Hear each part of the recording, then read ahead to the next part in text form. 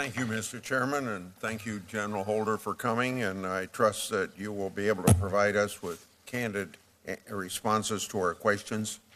Nearly a year ago, 3 whistleblowers testified before the House Government Oversight Committee about the use of a practice called gun walking, Operation Fast and Furious. Guns from that operation ended up at the scene of the murder of Border Patrol Agent Brian Terry.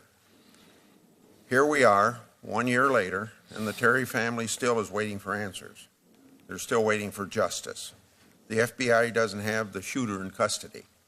And the Justice Department is still defying congressional subpoena for information about how all this happened. Since last year at this time, a lot has happened. The United States Attorney for Arizona resigned and admitted leaking sensitive information about one of the whistleblowers to the press.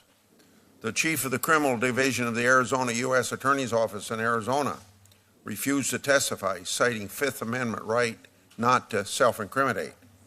Then he resigned. The head of the criminal division in Washington, Lanny Buehrer, admitted he knew about gun walking in an earlier case called Wide Receiver. He stayed silent for 8 months while the public controversy over gun walking grew.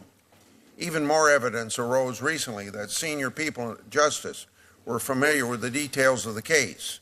The House committee obtained affidavits in support of wiretap application in Fast and Furious.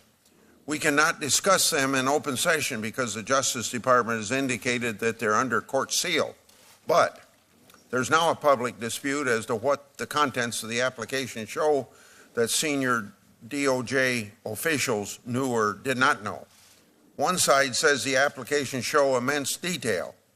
Anyone reviewing them would have to have known that guns were being allowed to be transferred and trafficked across the border. On the other hand, the Attorney General says he's recently reviewed them and he doesn't believe that they show evidence of gun walking. However, when we interviewed the acting ATF director on July 4th last year, he told us something very, very different. According to former Director Melson, he read affidavits for the first time on a plane on March 30th last year after this controversy had arisen.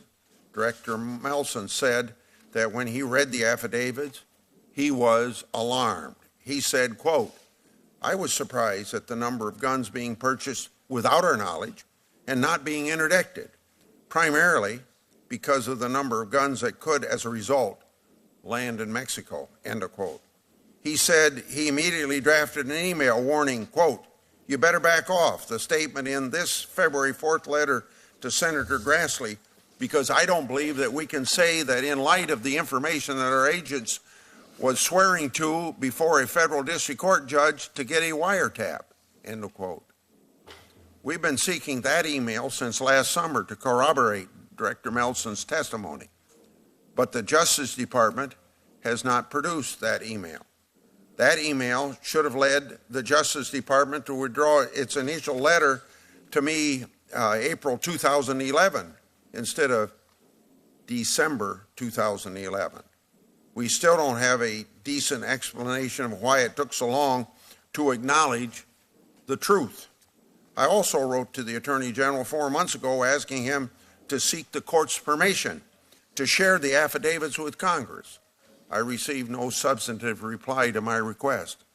However, now I've had a chance to review some of the details of those affidavits. All I can say is that Mr. Nelson was right and the Attorney General was wrong. Anyone reading those affidavits should have been alarmed.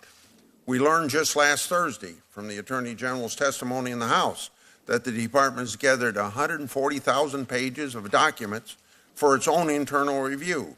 Yet the Department has only produced to Congress a mere 7,000 or so pages of documents. And of course, compared to the 140,000, that's just a spit in the ocean. This constant stonewalling is why the House committee is forced to move forward with contempt proceedings. I think the American people deserve a better explanation than that they have received so far, and especially the Terry family does. Now, on another matter, in the past month, there's been a number of damaging classified national security leaks to the media.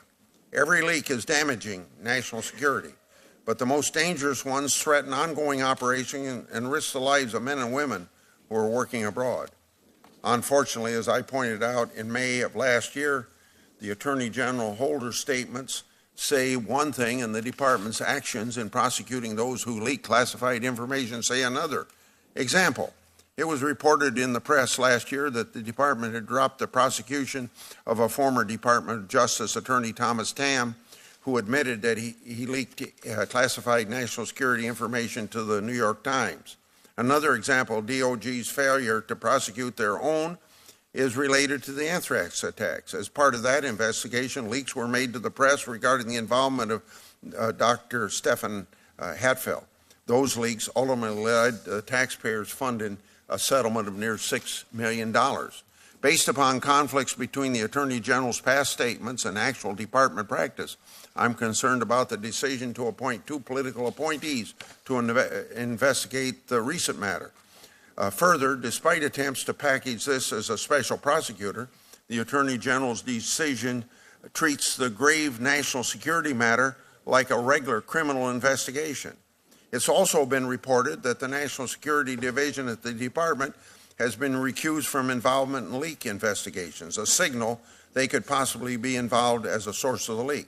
Given the potential conflicts of interest with the department investigating itself, the past failures of the Justice Department to prosecute their own admitted classified leaks, and the Attorney General's own tepid response to my past questions about leak prosecutions, I believe the only way to truly get to the bottom of these dangerous leaks is to appoint an independent special prosecutor. Further, given the department's past failures and the double standard of internal discipline that we have seen as a part of the investigation of discovery failures in the prosecution of Senator Stevens, I want to hear from the Attorney General why he assigned this matter to 2 U.S. attorneys as a regular investigation and how we can have confidence the department is to prosecute their own. Thank you.